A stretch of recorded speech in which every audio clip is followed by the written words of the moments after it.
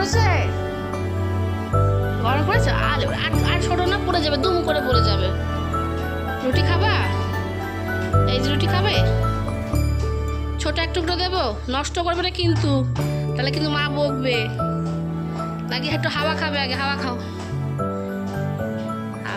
আর মাছি কামড়ায় না ছাগল কোথাকার।